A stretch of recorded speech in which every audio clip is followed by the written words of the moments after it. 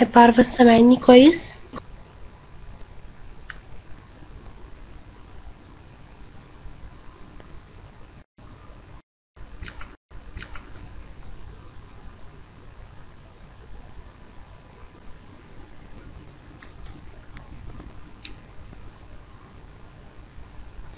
طب ايناس اعملي ريفرش للبيج عندك يا ايناس.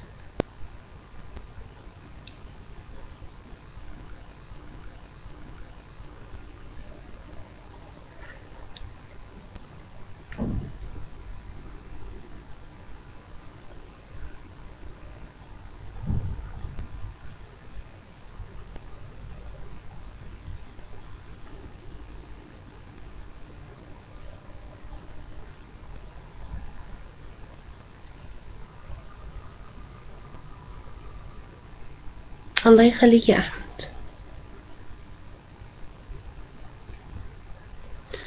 طيب يا جماعه احنا هنبتدي النهارده. احنا اتكلمنا المره اللي فاتت اخدنا present simple. انا بعتذر لكم الاول على لغي المره اللي فاتت، بس كان عندي مشاكل كتيره في الانترنت، والانترنت عندي ما كانش شغال خالص يوم الجمعه والسبت اللي فاتوا. حاولوا تركزوا معايا النهارده شويه، لان شويه صوتي هيبقى مش واضح عشان في برد وكده. فحاولوا، انا هحاول اعيد الكلام كذا مره، وحاولوا بس عايزه منكم تركيز مش اكتر. الله يخليكي سهيل. طيب يا جماعه احنا هنتكلم النهارده على الباست سيمبل. الباست سيمبل اللي هو الماضي. الله يسلمكم. اوكي، زمن الماضي البسيط. احنا اخدنا المره اللي فاتت البريزنت سيمبل، وكنا قلنا ان احنا قبل ما هناخد اي زمن هنبتدي نعرف الاول احنا بنستخدم الزمن ده ليه. تمام، احنا قلنا ان عشان نفهم الجرامر صح لازم نفهم احنا بنستخدم الجرامر ليه. الزمن ده انا ليه عندي present simple وليه عندي past simple وليه عندي present continuous and so on. اوكي، احنا قلنا ان احنا بنستخدم present simple المضارع البسيط عشان خاطر نعبر عن fact او عن habit، عن حقيقة او عن عادة. اوكي، عشان كده كنا بنستخدم present simple. simple اللي هو الماضي البسيط اللي احنا بنستخدمه عشان نعبر عن action، عن حدث which is happened in the past، حصل في الماضي، and it is completed or finished، يعني الحدث ده already، الحدث ده تم وانتهى خلاص. اوكي، احنا نبدأ دلوقتي. we use the past simple to talk about actions عشان نتكلم عن أحداث and states، حالات which we see and completed in the past، أحداث أو مواقف حصلت في الماضي already بالنسبة لنا هي انتهت. we can use it to talk about a specific point in time. يعني ايه؟ يعني احنا ممكن نستخدم past simple ده عشان نحدد في وقت معين الحدث ده حصل امتى، مين اللي عمله وانتهى، وطبيعي هو هيكون حدث already finished أو completed. she came back last Friday يعني هي رجعت يوم الجمعة اللي فاتت. اوكي، she came back last Friday يعني هي رجعت يوم الجمعة اللي فاتت. I saw her in the street يعني أنا شفتها في الشارع. I saw her in the street يعني أنا شفتها في الشارع. they didn't agree to the deal يعني هما ما وافقوش على الاتفاق. اللي بديها لكم دي examples بس عشان تبقوا فاهمين past simple. اوكي، بس انا لسه ما اديتكوش انا بكون past simple ازاي. it can also be used to talk about a period of time. احنا برضو بنستخدم past simple ده عشان نتكلم عن مدة زمنية. she lived in Tokyo for 7 years. هي عاشت في طوكيو لمدة 7 سنين. احنا كل ده يا جماعة بنتكلم على usage او على استخدامات past simple. اوكي، they were in London from Monday to Thursday of last week. هم كانوا في لندن من يوم الاثنين ليوم الخميس الاسبوع اللي فات. when I was living in New York لما كنت عايش في نيويورك I went to all the art exhibitions I could. انا رحت زرت كل المعارض الفنية اللي قدرت عليها. اوكي، طبعا انا واضح عندي هنا ان كل الاحداث دي احداث حصلت في الماضي وانتهت. اوكي طيب كده حد عنده سؤال على استخدامات الباست سمبل guys؟ okay please ask what you like.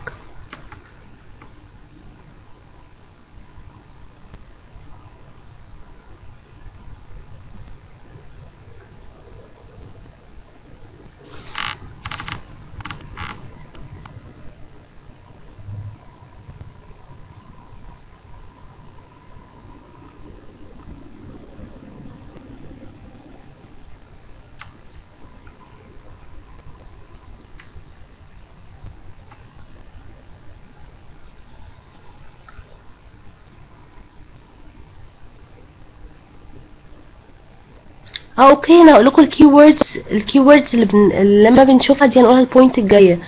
الكيوردز اللي لما بنشوفها بنعرف منها ان احنا بنتكلم عن حاجه في الماضي. she lived consider about that she lived and don't live now there. she lived يعني هي، ده معناه ان هي كانت عايشه هناك، ده حاجه في الباست وانتهت، ده معناها ان هي دلوقتي مش موجوده في المكان ده. اوكي حسين انا قلت المره اللي فاتت في البريزنت سمبل الكلمات اللي بتدلنا على present simple زي always, usually, sometimes, every and so on. في past simple انا لسه هقول الكيوردز بتاعتها. you're welcome يا امير. present perfect احنا لسه ما اخدناهوش. عليكم السلام، ازيك يا ياسمينة؟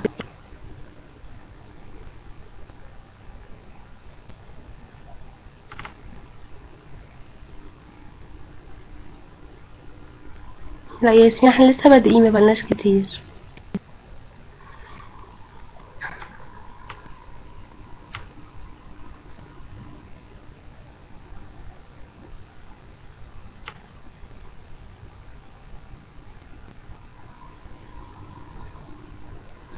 thank you please. زيادة انا هرفع لكم ان شاء الله على الجروب بتاع الفيسبوك المحاضرة بتاعت النهاردة ان شاء الله. شكرا يا مروة، تسلميلي.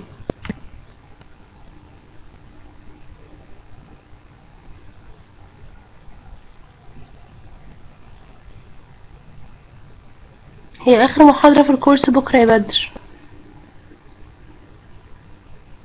الماضي التام احنا لسه ما خدناهوش يا اسماء.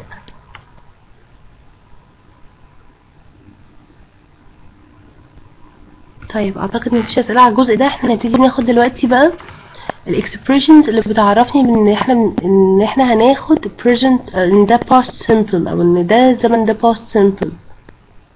اوكي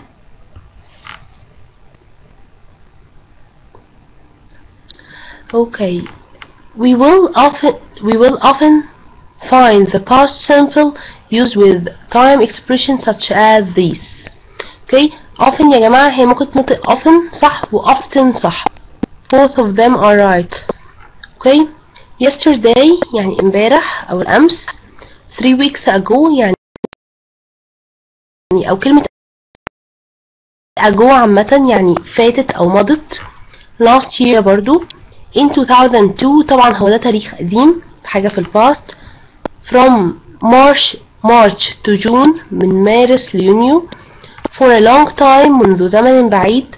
for 6 weeks يعني لمدة 6 أسابيع. طبعا احنا قلنا هنا برضو ان احنا نستخدم past simple عشان نعبر عن period of time. okay in the 1980s يعني في الثمانينات. in the last century في القرن الماضي. in the past يعني في الماضي.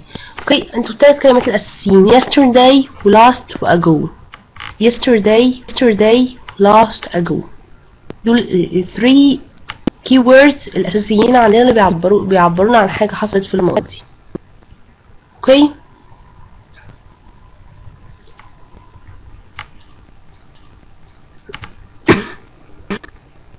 ندخل على الجزء اللي بعده. how do you fill past tense؟ ازاي بقى بنكون جملة في ال past simple؟ to make the simple past tense we use past form only. بنستخدم بس تكوين الفعل في الماضي or الauxiliary did او helping verb او الفعل المساعد did زائد البيز فورم بلس البيز فورم. يعني ايه الكلام ده؟ هو سوري، هو الجدول شكله هنا مش واضح قوي، انا هشرحها لكم لما اجي احط لكم الPDF ان شاء الله هيبقى اوضح من كده. مش عارفه لما جيت نقلت الحاجه هنا مش واضحه قوي. المهم انا عندي لما باجي ازود للفيرب في الباست سمبل، انا اي جمله عندي بتتكون من فعل وفاعل ومفعول. اوكي، في الانجليش عندي يبقى عندي السبجكت الفاعل الاول وبعد كده الفيرب وبعد كده الاوبجكت المفعول. تمام. انا عندي في الباست سمبل بحط السبجكت اللي هو الفاعل اللي هو انا he she it we they you، بيجي بعدهم الفيرب الفعل، بزود للفيرب ده دي حرف دي او اي دي او اي اي دي او التصريف اللي هو التاني للافعال الشاذة اللي هو regular past form. اوكي، فعندي لو الفيرب regular لو الفعل عادي عندي work تبقى worked. مبقاش نبص الجزء ده، يعني بقى احنا ما تحطوش الجزء ده في دماغكم دلوقتي، خلينا في الفيرست والسكند. اوكي، يبقى worked excluded liked. The past form for all regular verbs ends in ed. اوكي، يبقى انا regular بالنسبه لي ان انا بزود للفيرب ed. طب لو الفيرب اخره دي، لو الفيرب اصلا اخره اي، لو الفيرب اخره اي زي like هزود دي بس. طب انت قلت لنا برضو ان احنا ممكن نزود للفيرب اي اي دي، هزود للفيرب اي اي دي امتى؟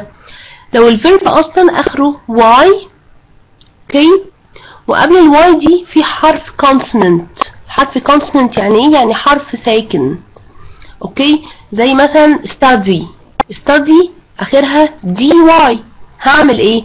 هشيل الواي اللي هي السيمي فاول ده وهحط مكانه اي اي دي، هتبقى studied. انا هكتبها لكم على الشات هنا، كانت study هتبقى studied. تمام، يبقى انا عندي الاي دي النورمال بالنسبه لي، طبيعي ان انا بزود الفيرب اي دي في الباست.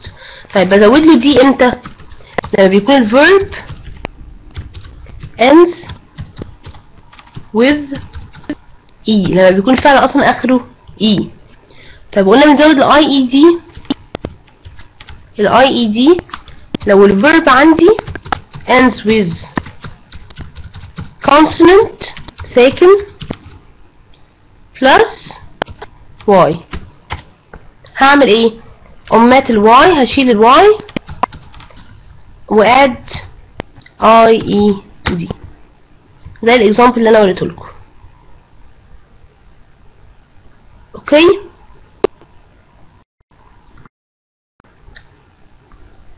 ده تكوين الباست سمبل.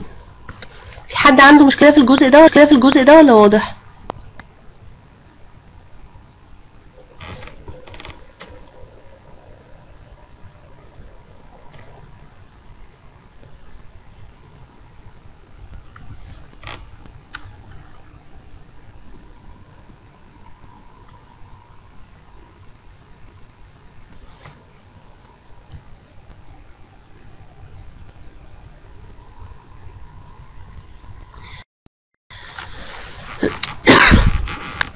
طيب انا قلت لكم ان في حاجه كمان اسمها الirregular past form. الirregular past form ده يعني لما اقول فعل شاذ، يعني الفعل ده ما بيكونش ماشي على نفس القاعده بتاعتنا، يعني مش هزود للفيرب دي او اي دي او اي دي او اي اي دي.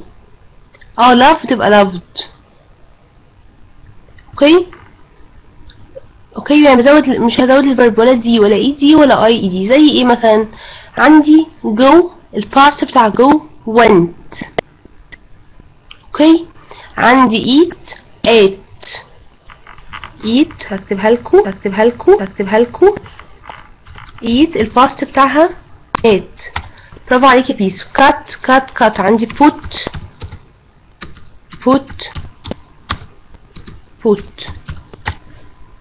تمام. هبقى احط لكم دوكيمنت فايل على الجروب فيه الirregular past forms كلها. تمام.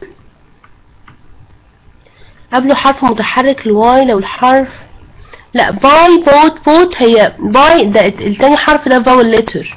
احنا عارفين ان الفاول letters A E I O U لو جت قبل الواي بصرفها عادي خالص. طبعا هي هنا باي هو اصلا من الافعال الشاذة فتبقى بوت.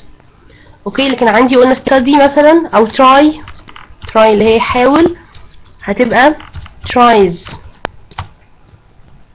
تمام.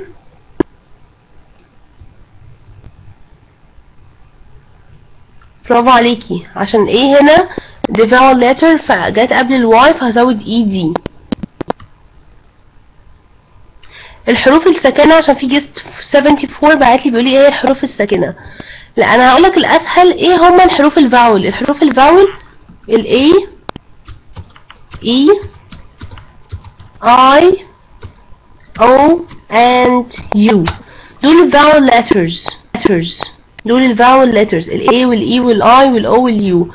اي حرف غير الخمس حروف دول بيبقى حرف ساكن او consonant letter. تمام.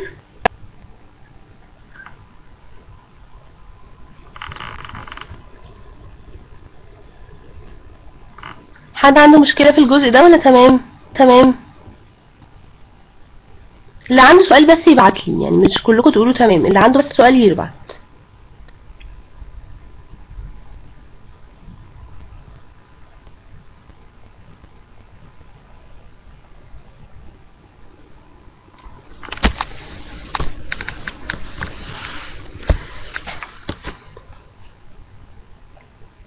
try ده الفيرب في الانفينيتيف يا زياد. انا هنا tries ده الفيرب متصرف، انا كده مصرفه الفيرب، بس انت كده مصرفه يا زياد في present simple يعني يحاول. هنا بقى مش هيبقى معنى كمان يحاول، هنا هيبقى معناه ان هو متعود على المحاولة. اوكي. لان انا كده بصرفه بمعنى تصريفه في الفعل. تمام. study و studied يعني هو ذاكر وخلص مذاكرة. تمام.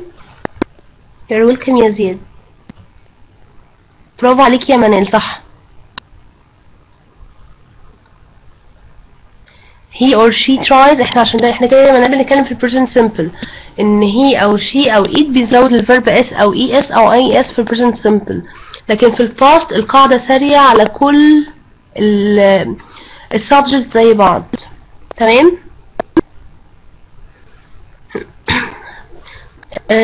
جيت 74 بعتلي على البرايفت بيقول لي لو بعد الحرف الساكن اكمل طبيعي لا لو بعد الحرف الساكن واي هشيل الواي واحط اي دي. يعني لو عندي زي تراي الار حرف ساكن بس جاي بعديها واي فهعمل ايه؟ هشيل الواي واحط اي دي يبقى ترايد. تمام. No love is not an irregular verb يا منى. love هنزود لها دي عادي خالص. تمام.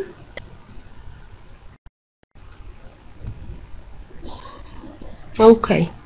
طب عايزين بقى نكون سؤال في الباست سيمبل. يعني عايز اسأل عن حاجة في الماضي. السؤال ده هتبقى اجابته يس او نو. تمام. احنا قلنا ان احنا عندنا حاجة اسمها auxiliary verb او helping verb.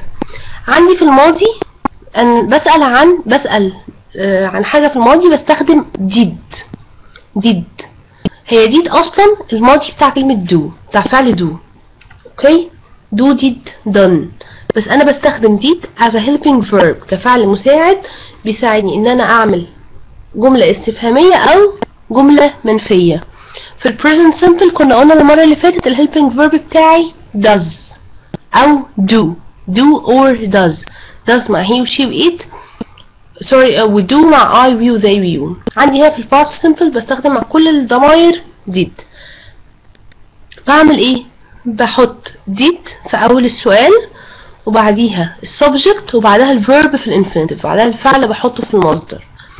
The structure for positive sentences in the simple past tense is السبجكت وبعد كده المين verb اللي هو بيكون في تصريفه في الماضي.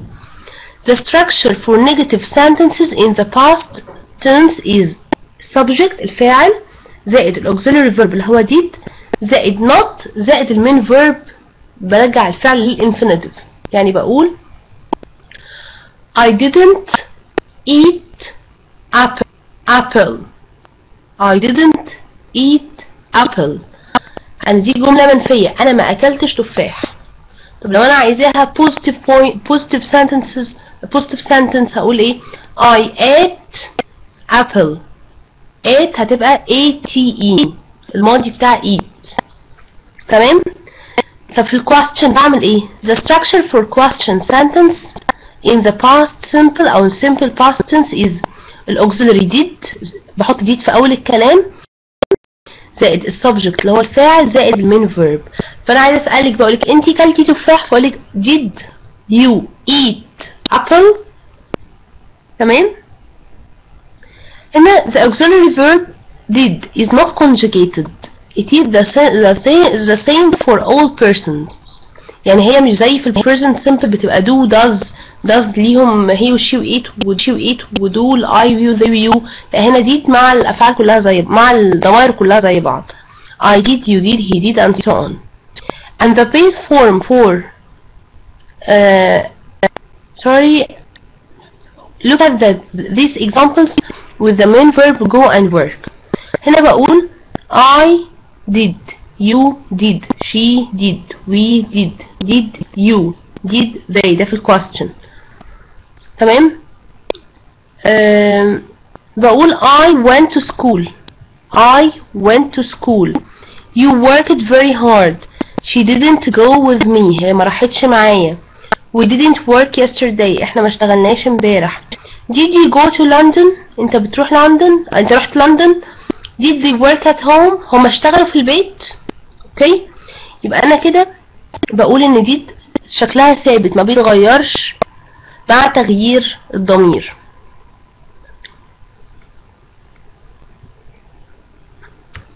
ما عدا عندي exception هنا the verb to be is different. الفعل اللي هو verb to be فعل يكون بيكون مختلف. we conjugate the verb to be. I was يعني احنا عندي verb to be في البريزنت اللي هو am و is و are. في الماضي عندي بيبقى was or were. بقول I was, you were, he, she, it was, we were, they were. An auxiliary for negative and question sentence. To make a question we exchange the subject and verb. هنبص على الأمثلة دي. I was here, he was here, she was here, it was here. طيب you were in London, we were in London. احنا كنا في لندن. they were in London. I wasn't here. انا ما كنتش هنا او انا ما كنتش هناك. I wasn't there. he wasn't there. هو ما كانش هناك. she wasn't there. هي ما كانتش هناك. it wasn't there. you weren't happy. انت ما كنتش سعيد. we weren't happy. احنا ما كناش سعداء. they weren't happy. هم ما كانوش سعداء. طب عشان اعمل سؤال بعمل ايه؟ بعمل زي ما قص، بحط was او were في الاول وبعد كده السبجكت اللي هو المين فيرب، بعد كده بكمل الجمله. was I right؟ هو انا كنت صح. was he right؟ هو كان صح. was she right؟ هل هي كانت صح. were you late؟ هو انت اتأخرت. were we late؟ هو احنا اتأخرنا. were they late؟ هما اتأخروا. اوكي كده انا بقى شرحت لكم الباست سمبل كله. لو حد عنده اسئله يبعت لي قبل ما اوريكم الفيديو.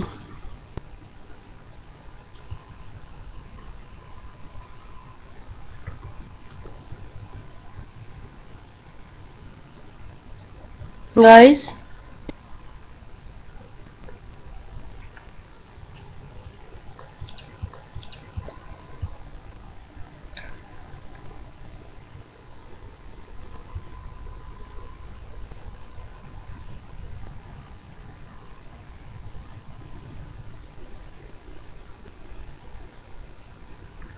يعني ايش معنى احنا بننفي؟ بصي يا ايناس، هي was were ما حطيناش did صح؟ ما حطيناش did انت ده قصدي. ده قصدك صح؟ بصي يا ناس، was و were verb to be اصلا verb to be اصلا النفي بتاعه، يعني لو verb to be في present بننفي not، بقول I am not, he is not, he is not, she is not, they are not. في الباست بنفي، في الباست verb to be هو was و were أو wasn't weren't. ماشي. was و were و did دول اصلا هم كلهم auxiliary verbs من الافعال المساعدة، بس was و were هنا جايلي كفعل اساسي، فما بنفيهوش ب didn't، بنفيه ب not. فهمتي؟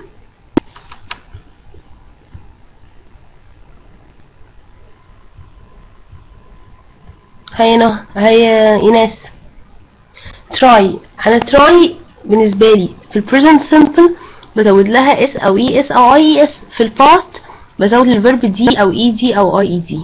فبما ان try اخرها واي وقبل الواي ده حرف consonant، حرف ساكن، يعني اللي هو ولا ايه ولا اي ولا اي ولا يو، هعمل ايه يا حسين؟ هشيل الواي واحط اي اي دي. اوكي يعني بدل حاول هتبقى حاولت. تمام. اوكي يا حسين. just 74 بيقول لي على كان بيسألني على المحاضرات يجيبها منين. المحاضرات تبقى موجودة على الجروب، تبقى موجودة على الجروب ان شاء الله.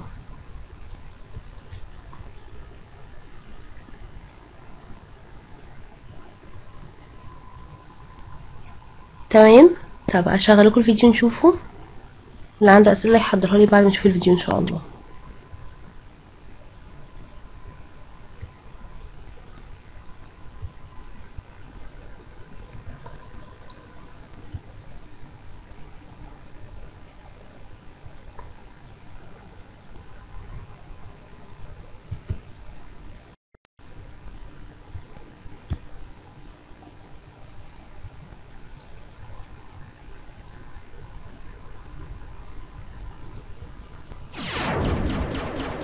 Lingua Spectrum English Rules. Past simple regular verb endings, ED. Hear the difference.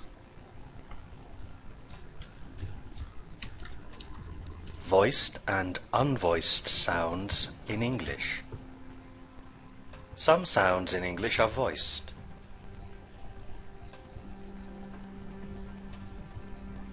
Some sounds in English are unvoiced.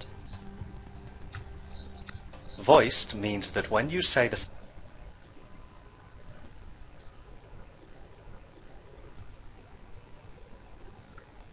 sound, your vocal cords vibrate. Unvoiced means that when you say the sound, your vocal cords do not vibrate. Your vocal cords are in your throat.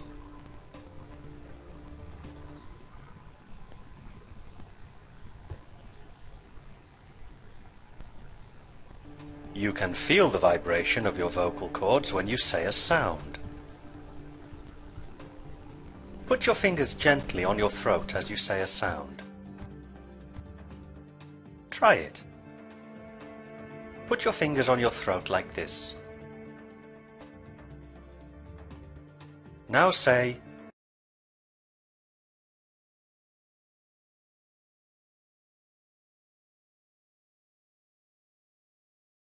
S. S. Now say Z. Z. When you said S, there was no vibration.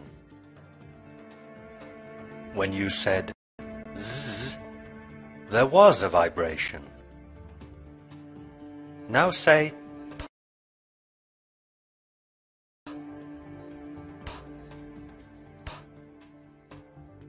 Now say ba, ba, ba. Did you feel a vibration with p or with b? You should have felt a vibration with b. Now say look, look. Look, look. Did you feel a vibration when you said the k sound? You should not have felt a vibration. The k sound is unvoiced. Now say stay, stay, st-a, st-a. Is the a sound in stay voiced or unvoiced? The a sound is voiced. Voiced or unvoiced. Now say these base form verbs. Are the end sounds voiced or unvoiced? Check. Phone. Chop. Arrive. Laugh. Walk. Enjoy. Finish. Marry. Look, check, chop, laugh, walk, finish are unvoiced. Stay, phone, arrive, enjoy, marry are voiced. Number of syllables. The base form of the verb look has got one syllable. Look is unvoiced. It adds ed to form the past simple. The past simple, looked, has got one syllable. The base form of the verb stay has got one syllable. Stay is voiced. It adds ed to form the past simple. The past simple, stayed, has got one syllable. The base form of the verb finish has got two syllables. Finish is unvoiced. It adds ed to form the past simple. The past simple, finished, has got two syllables. The base form of the verb marry has got two syllables. Marry is voiced. It adds ed to form the past simple. The past simple married has got two syllables. Rule number 1. If the ending of the base verb is unvoiced, the past simple ed ending is pronounced t, t. Rule number 2.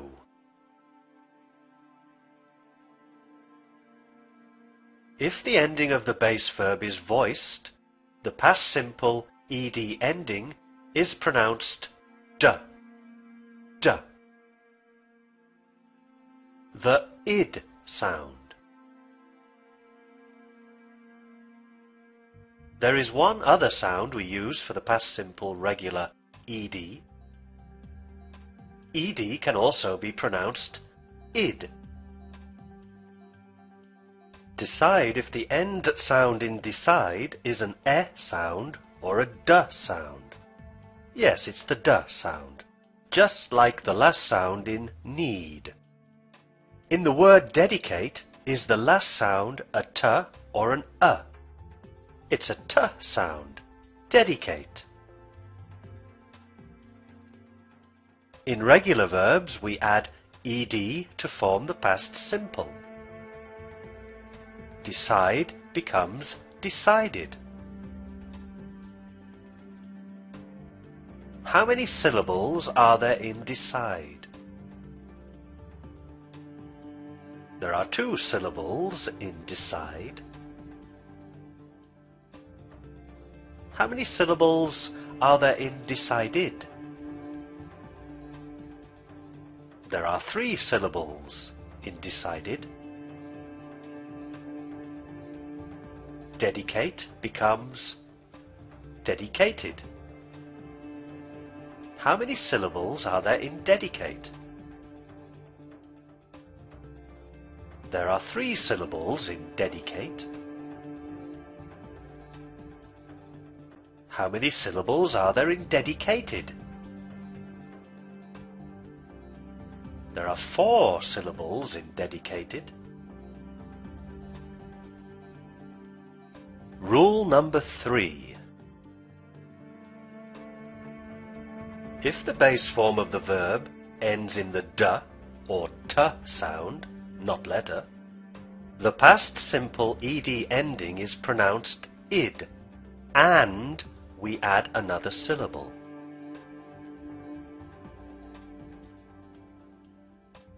Remember.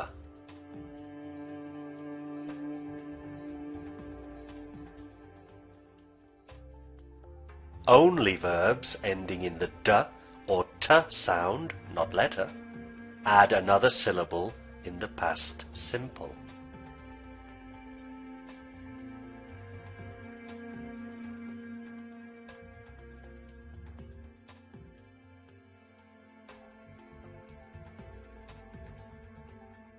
For verbs ending in an unvoiced sound, the past simple ed is pronounced t, and another syllable is not added.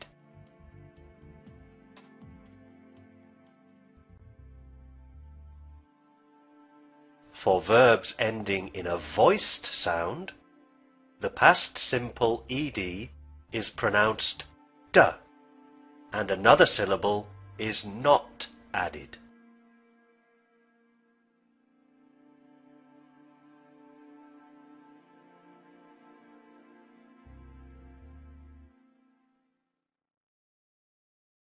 انا الفيديو عندي خلص خلاص دلوقتي.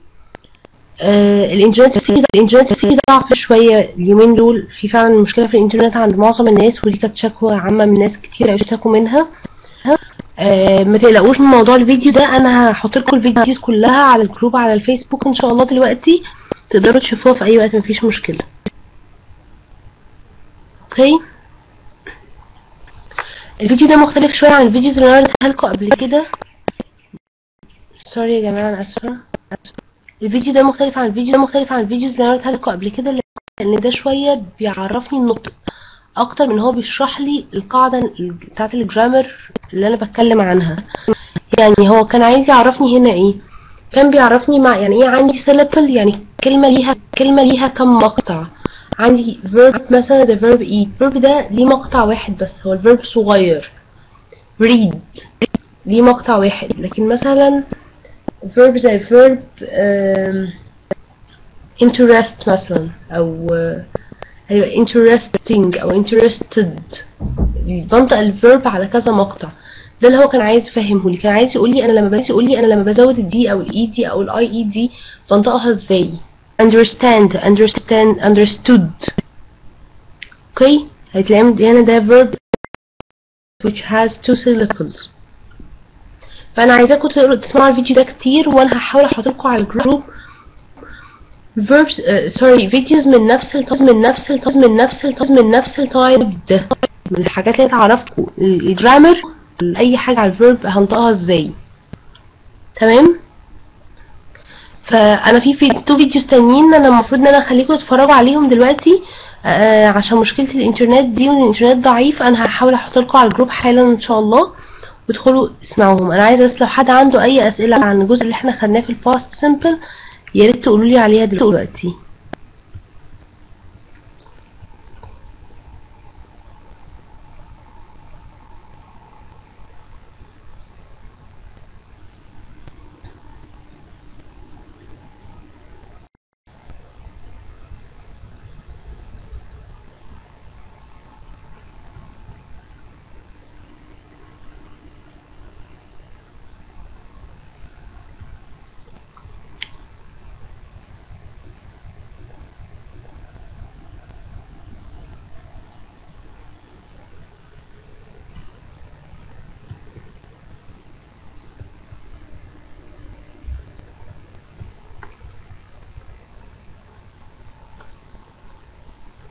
الفيديو هتلاقيه على الجروب على الفيسبوك. يعني ايه best use يا بيس؟ بيس انا قلت قبل كده ان الباست سيمبل انا بستخدمه بس عشان اقول اعبر عن حدث حصل في الماضي. اوكي، عن اي ايفنت حصل في الماضي او اكشن حصل في الماضي واوريدي انتهى الحدث ده finished او completed. تمام. او بكون بعبر عن period of time، عن مدة زمنية لحاجة حصلت برضو في الماضي وانتهت. اوكي، يعني مثلا ممكن اقولك I lived in Australia for 3 years. انا عشت في استراليا 3 سنين. ده معناه ان انا خلاص ما بقيتش في استراليا دلوقتي، انا دلوقتي انا في مصر. تمام.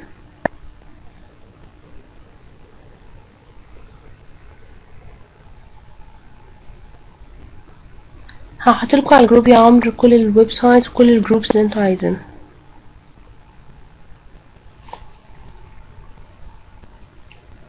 بس كلمات يا عمرو لازم تكون عندك جرامر كويس. انت ممكن يكون عندك حصيلة كلمات كتير لكن ما عندكش جرامر كويس، فمش قادر توظف الكلمات دي في جمل بشكل مظبوط.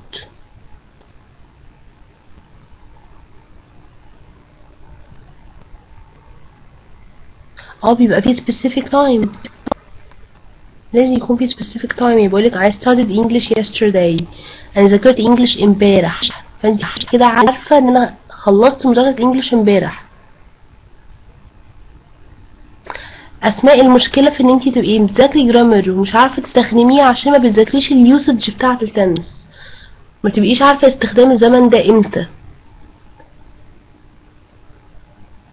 كلمات كتيرة يبقى عندك ديكشنري يا جاست 17. في عندك انا كنت حاطالكوا قبل كده على الجروب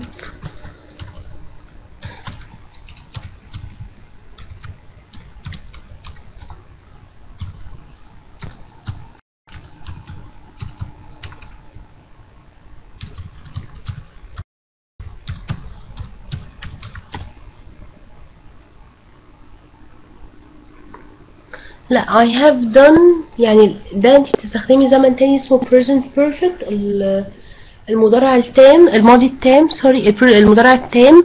يعني ده معناه انك عملتي حاجة في الماضي والاثر بتاعها موجود في الحاضر. اوكي I've cleaned the door يعني انا نظفت الباب، ده معناه ان انا لسه منظفه الباب بقى. هل ممكن تلاقي ان الباب ده عليه مثلا ميه؟ هل ممكن تلاقي الباب ده نضيف دلوقتي حالا لسه بيلمع باين ان هو لسه متنضف؟ لكن قلت I cleaned the door يعني انا خلصت تنظيف الباب وانتهيت من تنظيف الباب.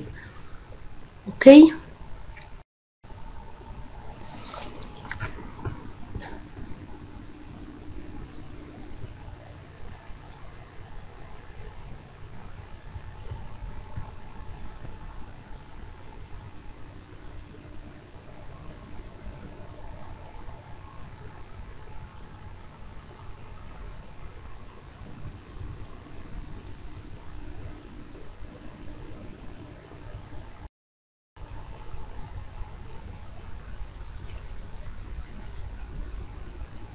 اوكي يا عمرو، اهلا بيك. جس 74 بعتلي بيقولي انا عايز لينك ابتدي فيه الانجليزي من الاول. احنا عندنا الجروب بتاعنا على الفيسبوك جوين واحنا هتلاقي عليه المحاضرات كلها من اول محاضره لحد المحاضره بتاعت النهارده ان شاء الله. هحطها لكم باذن الله النهارده او بكره بكتير.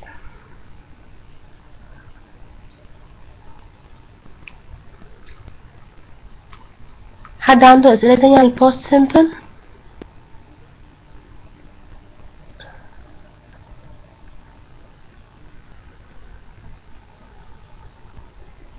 اوكي I'm sorry please، بس هو فعلا الاسم يعني مش واضح خالص ان كان boy or girl يعني.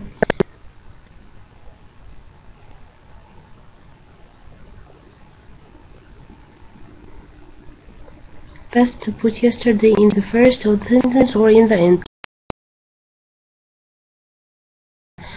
مش هتفرق yesterday I studied English but الشاملة، بس هما الاتنين صح يعني مش غلط.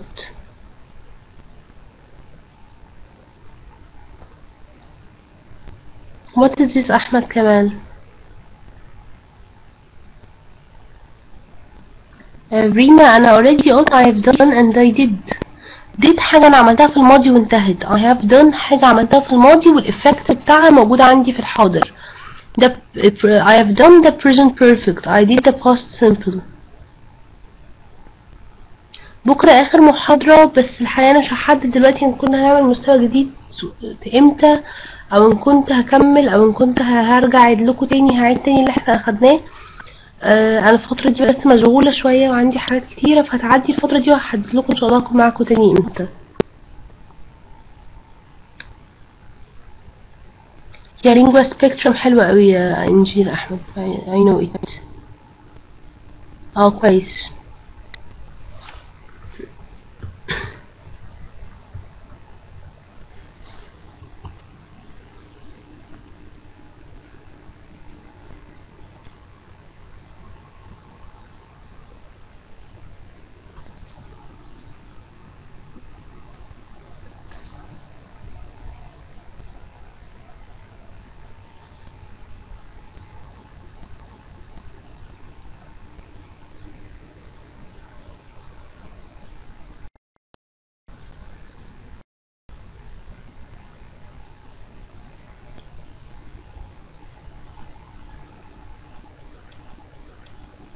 اقول لكم على اسامي. بصوا حاولوا تركزوا على الحاجات بتاعت كامبريدج والحاجات دي، يعني السيريز بتاعت English in use whatever بقى grammar in use of vocabulary in use، دي مفيدة قوي.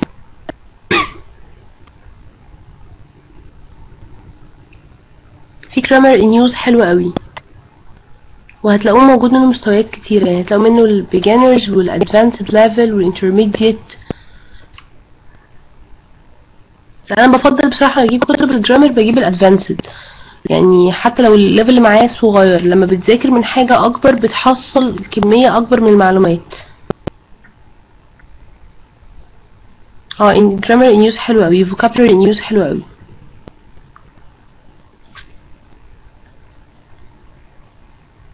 اوكي، بس حاولوا لو تروحوا معرض الكتاب، يعني حاولوا تروحوا قبل يوم 25 عشان ما نضمنش هو هيكمل ولا هيقفل بعد كده. ولو كده او كده، هي كتب الجرامر دي موجودة برضو في مكتبة اسمها سفنكس في شارع الشواربي في وسط البلد، وفي مكتبة الانجلو برضو في وسط البلد. دول هتلاقوا عندهم كل حاجة خاصة بالانجليش. دعاء عشان في ثورة وكده ما نضمنش، ممكن المعرض يتلغي. I'm very optimistic ان شاء الله خير بإذن الله، بس يعني احنا بنقول المنطق بيقول كده.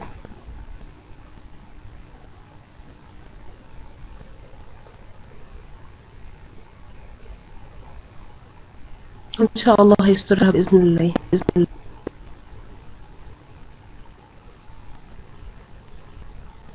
22 و 23 هو اللي انا عارفاه ان هما قالوا هو هيقفل 24 يوم 25 يوم 26.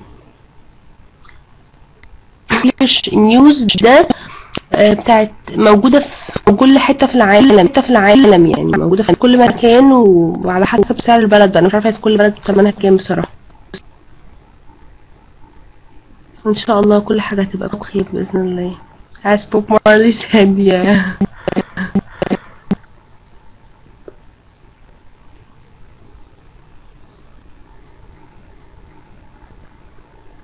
في العتبة في سور الأزبكية، ده كتب أرخص بكتير من المكاتب، لأن هي في ساعات بتبقى منها كتب يوزد، فبيبقى موجود. ممكن تلاقي كتب كتيرة كويسة هناك وقواميس. till until the same usage، نفس الاستخدام. بس أعتقد لما بجيب الكتب جديدة بتاعت السنة دي بيبقى نازل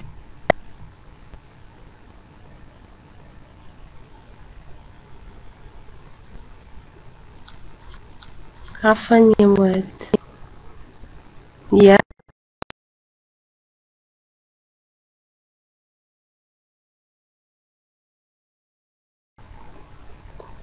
زيادة انا ما حددتش دلوقتي بصراحة، ان شاء الله اخر محاضرة معاك.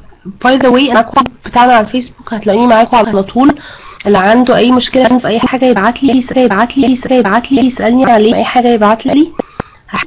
هحاول انزل لكم فيديو مع الدارين. انا الحقيقة مش هكمل الفترة دي ولا لا، امتحانات ومذاكرة وشغل وحاجات كتيرة كده، وان شاء الله هرجع لكم تاني الفترة الجاية. نشوف ان كنا هنعيد الليفل ده تاني للناس اللي حابة انها تكمل، اللي حابة ده فاتحة حاجات كتيرة، او ان احنا نكمل على اللي احنا اخدناه. اوكي، فما تقلقوش ان شاء الله انا هكون معاكم باذن الله. ابعتولي على الجروب، انا معاكم.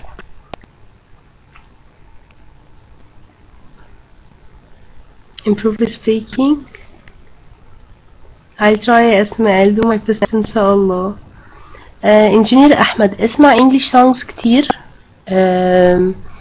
اتفرج على افلام انجلش كتير، حاول تقرا حاجات انجلش كتير. احنا بقى عندنا في مصر في مجلات كتيره بتنزل انجلش، مجلات شباب، حاجات بتتكلم عن احداث اللي بتحصل دلوقتي. هتلاقي كلمتنا في نازل منها انجلش فيرجن، هتلاقي في مجلات كتيره. يعني انت انزل اماكن، هات جرايد انجلش، اهرام ويكلي، ايجيبشن جازات، الحاجات دي حاول تقرا فيها.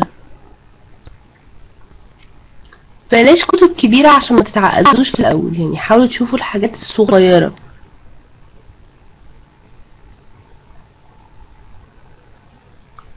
Yes وحيد English vocabulary news English.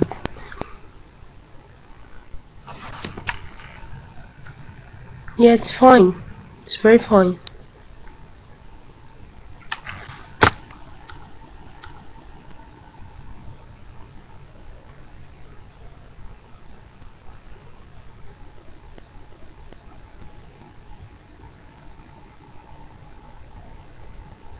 بالبراكتس يا ايناس، يعني انتي كل ما تتكلمي كتير وتسمعي حد بيتكلم انجلش كتير الانجلش بتاعك هيتحسن. you can't understand لان انتي ممكن تكوني مش حاولي في الاول تتفرجي على افلام مترجمه، مش من اول مره هتفهمي 100%. اتفرجي على حاجه مره واثنين وثلاثه وكذا مره، كل مره النولج بتاعتك هتزيد اكتر. في كلمه ممكن تكوني ما سمعتهاش كويس في الاول هتسمعيها تاني. بدر، انا عن نفسي I prefer British Council اكتر من AUC.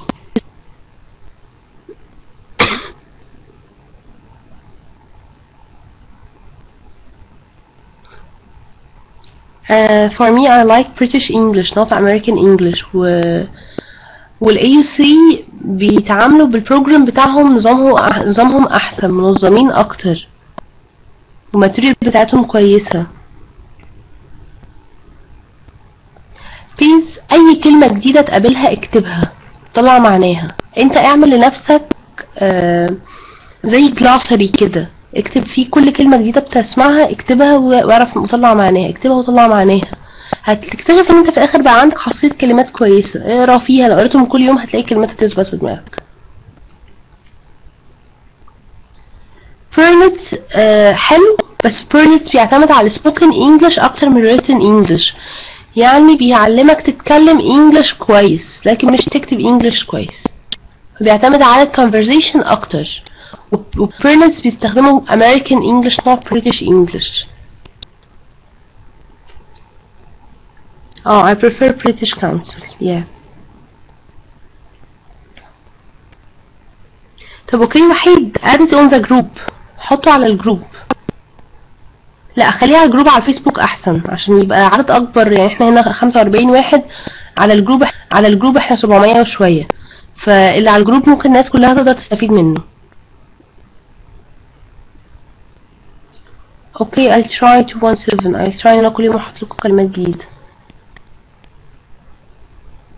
الناس انا دلوقتي مش بدي حاجة conversation بصراحة. هي كان في ميس دينا بتدي conversation بس مش عارفة هي هتكمل امتى. وعليكم السلام ورحمة الله وبركاته.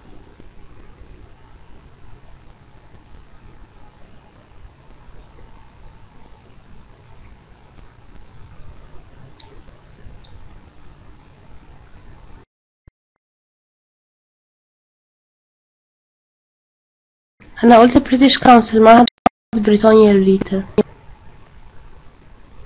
يعني انا نفسي تواصلي مع الدعم الفني في الإدارة أو على الجروب بتاع الدارين. You're welcome peace. I'm sorry بقى أنا كنت فاكرك بنت.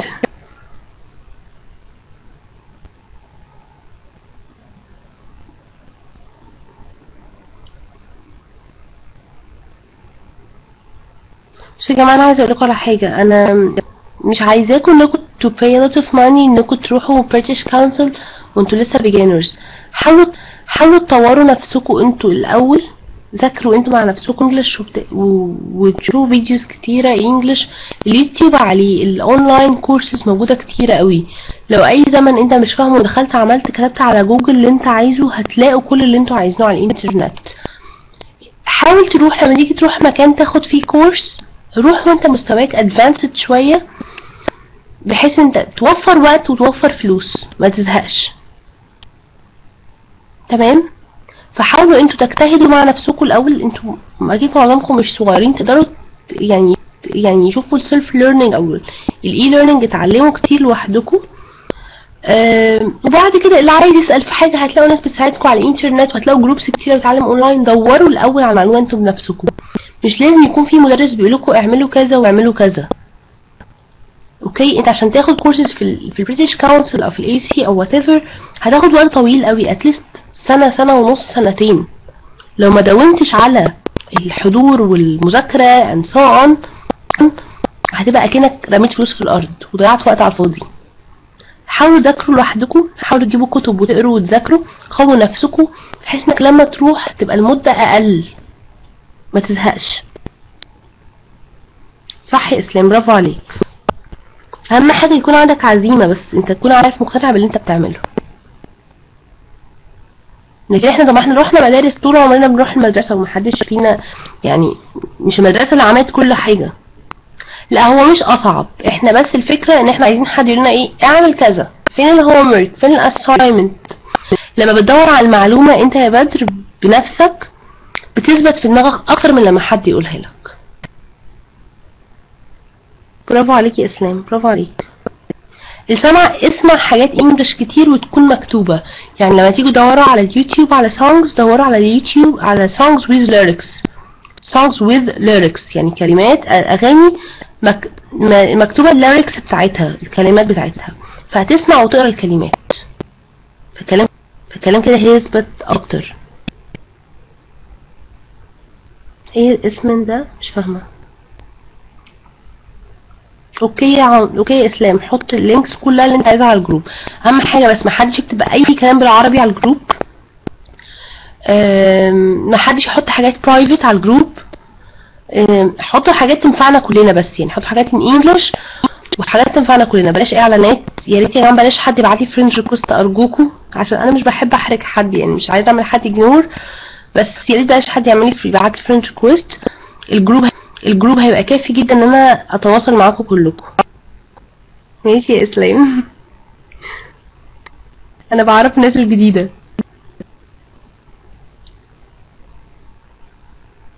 احنا خلصنا يا ناس، انا بدردش معاكم بس عشان لو حد عايز يعرف اي حاجه.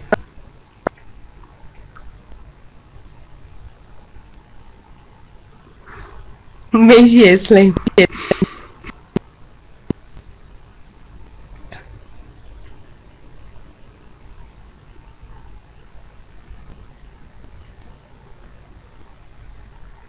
اوكي يا ناس، نورتينا، يا رب تكوني استفدتي معانا النهارده.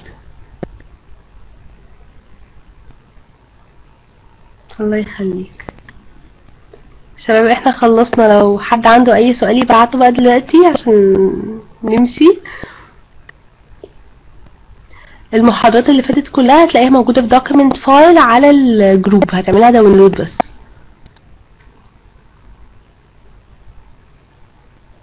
لا، هو مش ماشيين بكام ليفل، هو ماشيين ببروجرامز، يعني beginner وادفانسد وانترميديت، beginner وانترميديت وادفانسد. كام بقى كل بروجرام فيه كام ليفل بصراحة مش عارفة، عشان ما بقاش بقول معلومة غلط، بس ادخل على الويب سايت بتاعهم وشوف.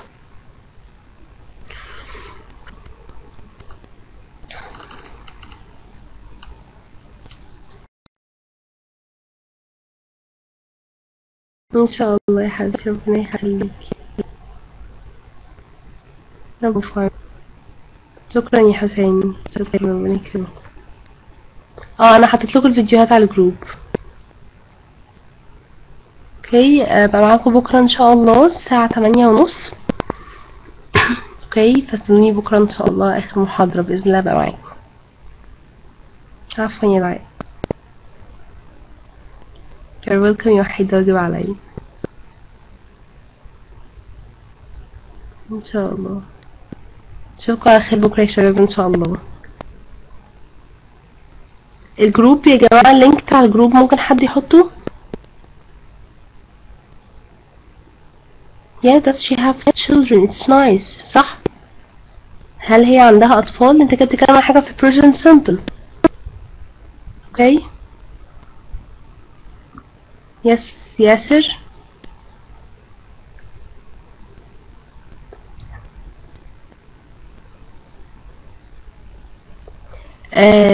ياسر does she have children؟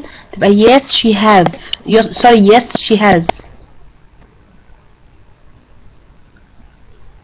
yes it's right.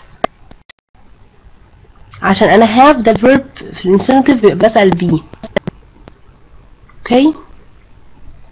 ياسر بقولكم صباح على خير والسلام عليكم، واكون معاكم بكره ان شاء الله. اللي عايز اي حاجه ابعتلي على الجروب. مع السلامه.